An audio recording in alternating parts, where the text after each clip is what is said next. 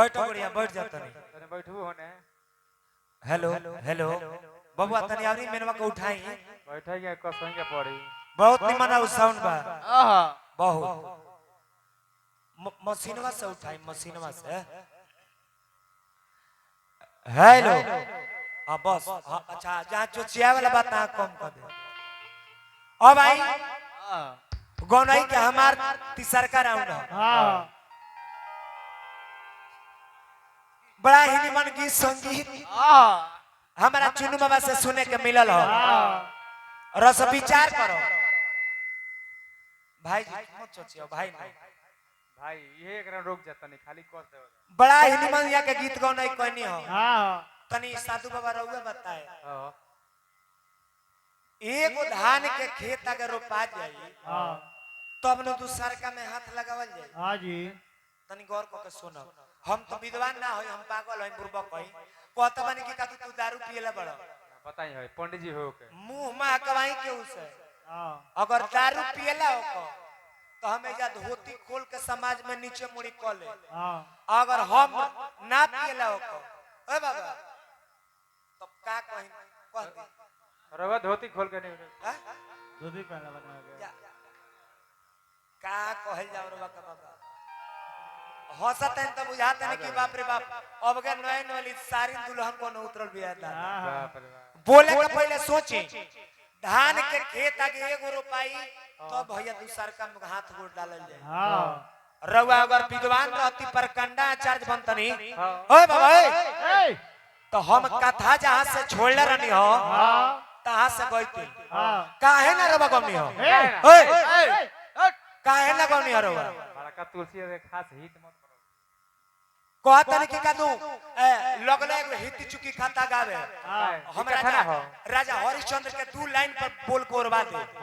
आप लोग विचार कीजिएगा महाराज जी सामने बैठल बनी राजा हरिश्चंद्र के नाम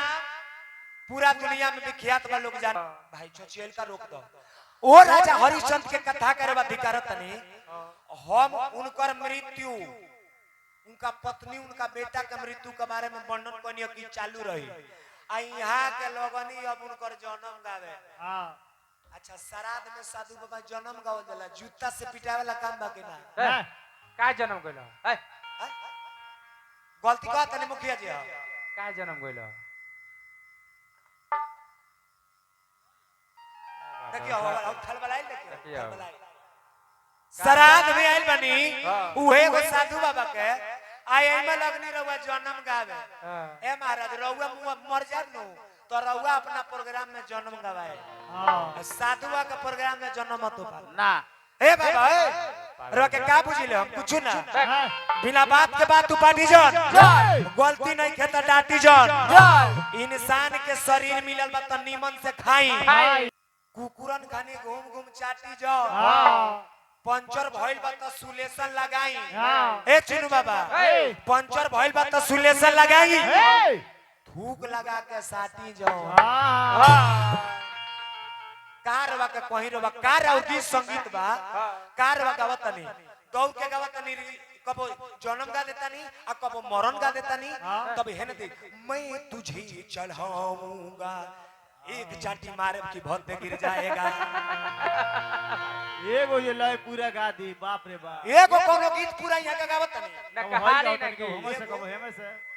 एगो हिंदी गाना का स्टॉक नहीं के आधा आधा तनी मुनी गा देतानी फिर एगो तनी मुनी गा देतानी आ कहतानी कि देखी कहने से को गो गीत हो गई तो टुकी टुकी के ना गा दी और तो हिंदी आज ये चंपारण के धरती पर कह के जातानी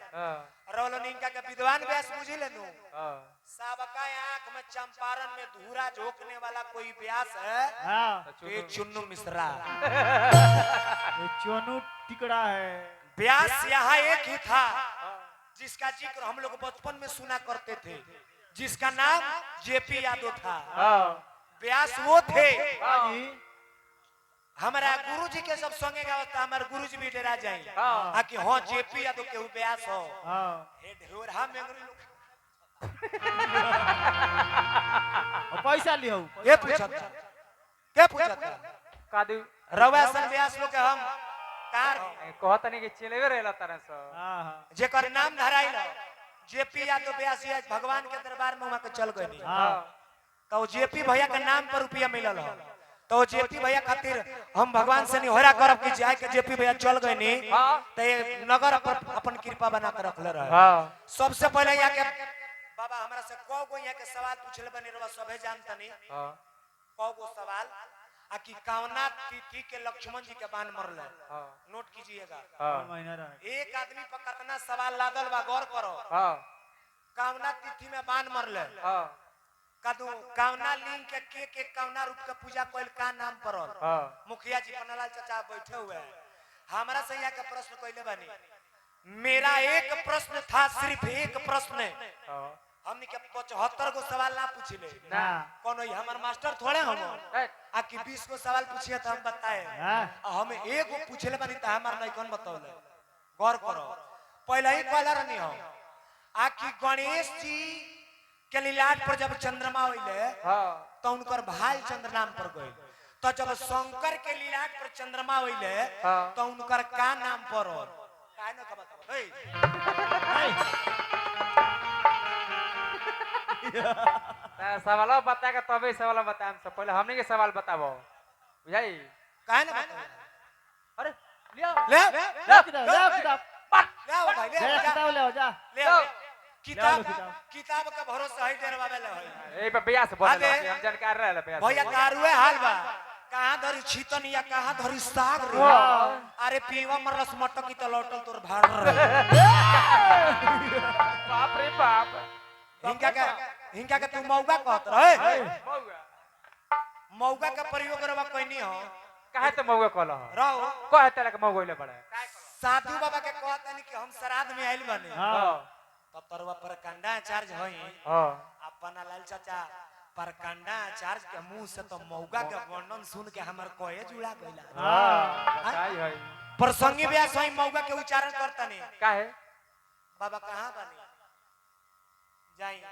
रउआ का हम गोड़ लगत तनी हां जाए के चल गए नहीं हां इनको के अपना लगे बोला ली भोजन करत रहे ना ना लगा लगा मत बुला एकदम एक हफ्ता के अंदर लगे बुला ली के बोला ली जा बाबा जब तकरार छिरल बा तब तकरार चली भरल जवानी में तलवार चली ए महफिल के मजा हम अपना तरीका से ले यहाँ मर्जी महादेव की बुलाई तरह से हो बोला ये फट जाता कौन तार फट चबौनी जाए ब्यास बाड़ू साहब कौन चबौनी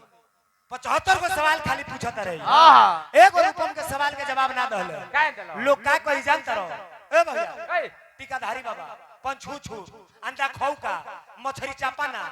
मुर्गा खइल का मूस खइल का बाप रे मुड़ी देखने हुए तो मुर्गा काटेला ठेया हो जानता नहीं का मुआ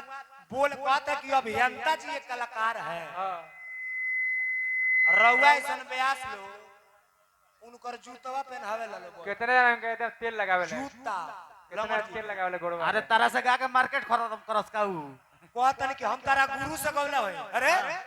अच्छा बात बकीरवा हमरा गुरु से गाई ले हां त हमरा से गावत नहीं राउर प्रमोशन ना हां राउर डिमोशन होता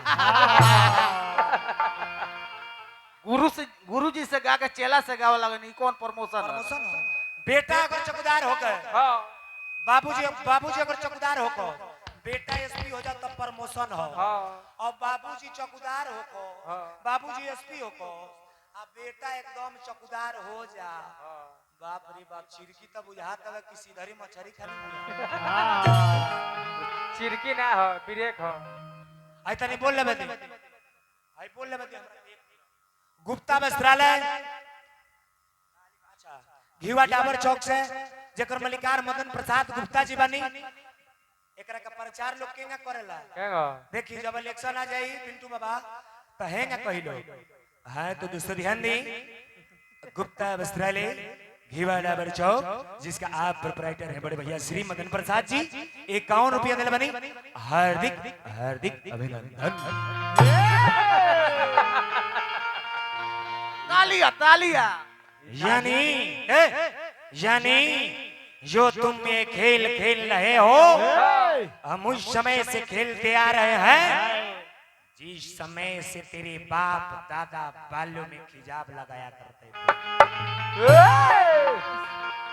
ना दुश्मनों की वार से ना उस रे हो गल काम तिवारी के नामे डर हो खुला लगल पोथी पतारा जा हम जानते नहीं न तलवारों की धार से न दुश्मनों की वार से ये लड़का डरता है तो सिर्फ परवरदिगार से। देखिए रउआ जैसन छिनार से ना हमारे एगो सवाल बताई रउआ एगो सवाल पहले बताम तो ओकरा बाद सवाल बताओ जाए। जब भोले बाबा के नाम चल लीलाट पड़ैले तो उनकर नाम का पड़ो आ हमहू देखा है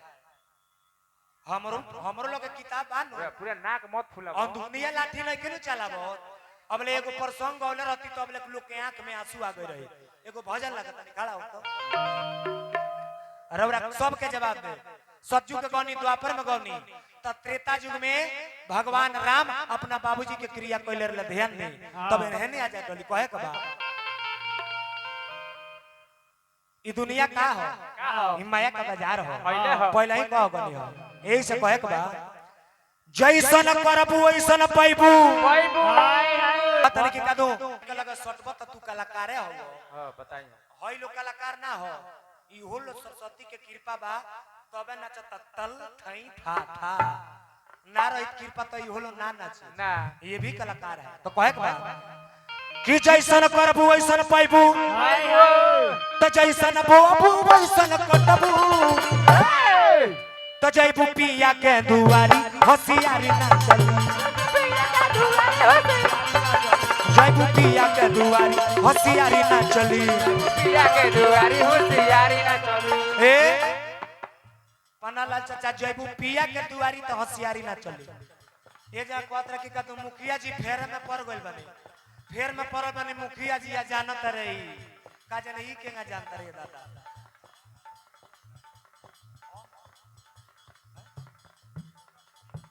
अमन medical doctor T Kumar ji हमरा के रुपया देनी हां डॉक्टर साहब का अभिनंदन बा स्वागत बा देखिए हमरा पानालाल चाचा मुखिया जी हजारों हजार रुपया देनी हो नारायण जी से प्रार्थना शुभकामना कर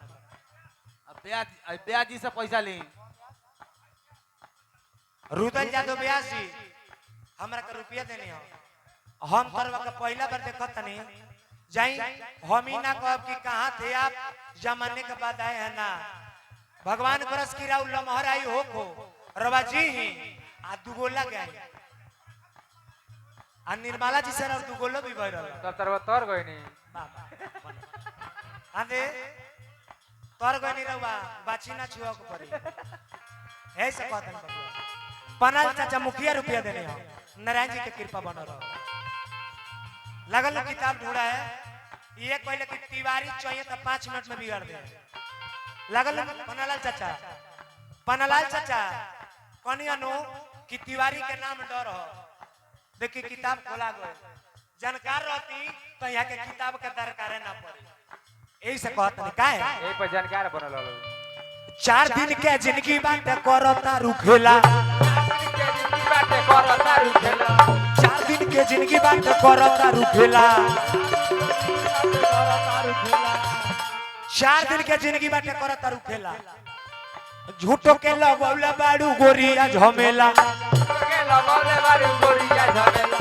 झूठो के लगौला बाड़ू गोरिया झमेला ए हम कनिया मुखिया जी की आई अब हमरा भैया से सुनी तो यहाँ का कहतनी कि तू हमरा का रेल का देबो तारा घरे गई रहनी तो तू साइकिल ना देलो अच्छा माने यहाँ के हमरा घरे साइकिल लेबे गई रहनी हमरा यह नहीं के बुझा आखिर में घर चलिए गइल तू घरे यहाँ के का तू रुदल भाई साइकिल गई रहनी ते हम साइकिल ना देनी बताई ए भाई से भाईए के गरियावत नहीं कहतनी कि अरे बेहुदा हम कनिया की गाड़ी नहीं के देबे के गाड़ी यहाँ के दे दन बेहुदा हम रवा के छोटा कहब इतना हमार हालत खराब बा हम रवा के कहियो छोटा नहीं की कह सको ना अरे भाई नहीं त कुछ कल तू बना लो आ कल आगे के तैयारी जय भूपिया के दुआरी होशियारी ना चली के दुआरी होशियारी ना चली जय भूपिया के दुआरी होशियारी ना चली के दुआरी होशियारी ना चली ए तने है ना बैठ गावत तनी के कादू अपना मुंहवा में करी का तू पोतल हां ता कहे ना ए कि तू देखावा तू तनी एगो बढ़ जा हाय हाय हाय कि हाय रे विधाता कैसा हाय हाय अरे दिनवा देखबला कि हाय रे विधाता कैसा अरे दिनवा देखबला अरे देखबला तो हसन व्यास लो से गाना गबबला